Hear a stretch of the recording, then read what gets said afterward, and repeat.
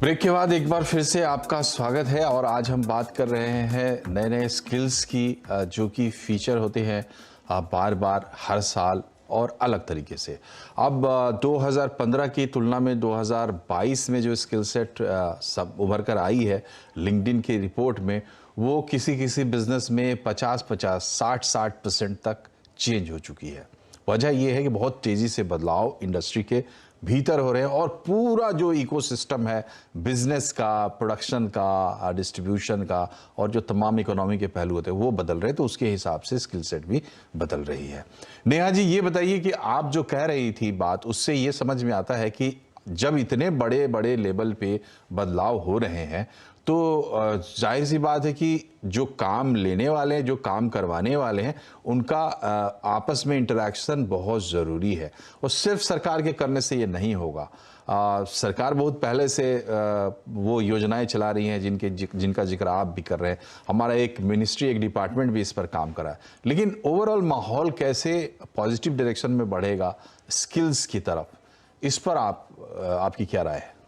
तो पहली चीज तो आई थिंक हमें मेन स्ट्रीम एजुकेशन और वोकेशनल एजुकेशन को ऐसे एज दो डिफरेंट रूट्स नहीं देखना है, ये इंटीग्रेटेड है। पहले तो ये समझना बहुत जरूरी है कि ये एक स्टिग्मा था सोसाइटी में काफी टाइम तक और काफी जगह पे अभी भी है कि technical and vocational education is for weak students. ये उन स्टूडेंट्स के लिए जो कमजोर हैं शायद पढ़ाई में, जिनके पास फाइनेंशियल रिसोर्सेज नहीं है मेन स्ट्रीम एजुकेशन में जाने के लिए। इस तरह के काफी मिथ्स हैं जो अब स्किल इंडिया मिशन है और इस तरह के इनिशिएटिव्स ने ब्रेक कर दिया और नेशनल एजुकेशन पॉलिसी ने डेफिनेटली ब्रेक करा है। In fact central board of secondary education ने स्किल सब्जेक्ट्स इंट्रोड्यूस कर दिए कि ये तो आपके करिकुलम का ही पार्ट है, इस पे बच्चे ग्रेड भी होंगे, उनको इस पे मार्क्स भी मिलेंगे and they can qualify basis skill education as a part of the mainstream. तो उसको मेन स्ट्रीम का करने का मतलब ये कि हम इसको एज एन ऑप्शन नहीं दे रहे, वी आर सेइंग कि ये पार्ट ऑफ करिकुलम है। सबसे पहली चीज तो वो। दूसरी चीज, स्कूल्स अब इस चीज पे भी फोकस कर रहे हैं अकॉर्डिंग टू दी एनईपी कि हम एक्सपीरियंशियल लर्निंग या अनुभव बच्चों को कैसे दे चीजों का, और उस चीज में इंडस्ट्रीज प्लेइंग अ रोल। तो हम जिस तरीके से स्कूल्स में देख रहे हैं, अलमनाई बॉडी जो है वो काफी इंटीग्रेटेड है स्कूल सिस्टम के साथ। पेरेंट बॉडी जो बाहर काम कर रही है और जो उस तरीके से अपना पर्सपेक्टिव ऐड कर सकती है वर्क प्लेस का, वो बहुत अच्छे से इंटीग्रेटेड है। इंटर्नशिप अपॉर्चुनिटीज बच्चों को दी जा रही है।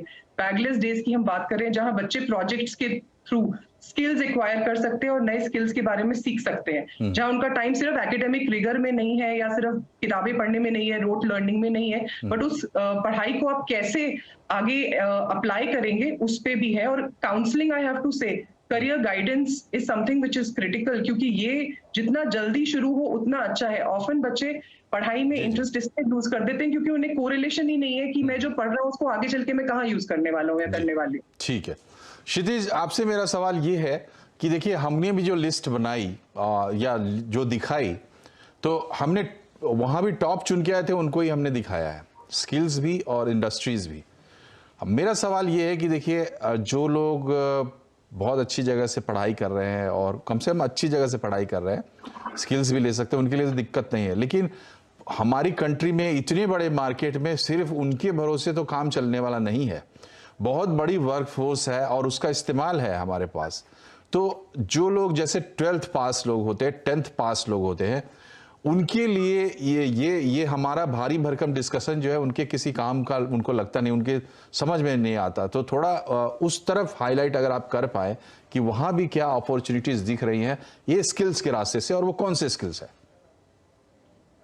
See again, मैं आईटी वर्ड से तो मैं थोड़ा आईटी के लिए ज्यादा बोलूंगा। So just to give you some background, मेरा जो पास्ट है, लाइक 10 साल पहले, 12 साल पहले भी मैं काफी लोगों से काम करता यूएस में, और यूएस में एक अलग टाइप का ट्रेंड है। लाइक यूएस में पीपल डोंट वेट, लोग कॉलेज खत्म होने का इंतजार नहीं करते, like they start getting into IT after 10th itself। मतलब एक मुझे याद है जब मैं मतलब after my BTech and all, जब मैं कुछ काम करता था तो मेरे जो साथ में जिसको मैं रिपोर्ट करता था वो बंदा 10th पास था, you know, in US. Okay, but trust me, like उसका जो एक्सपीरियंस था, उसका जो वे ऑफ थिंकिंग था, that was better than me, क्योंकि उसका शुरुआत से ही वही माइंडसेट था कि मेरे को उस तरफ जाना है, मुझे ये करना है।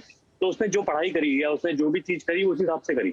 ओके, तो मैं यहाँ पे भी बोलूंगा कि जो इतना गैप्स हैं, ये सब चीजें हैं, जैसे लोगों के दिमाग में ये रहता है कि एक 10th क्लास में या 12th क्लास में उसको मुझे IIT करना है या जी, मुझे जी। B.Com करना है या XYZ जो भी एक रहते हैं। चलिए, आपने लेकिन मैं ये बोलूंगा- बहुत संक्षेप में बहुत अच्छे तरीके से समझा दिया क्षितिज।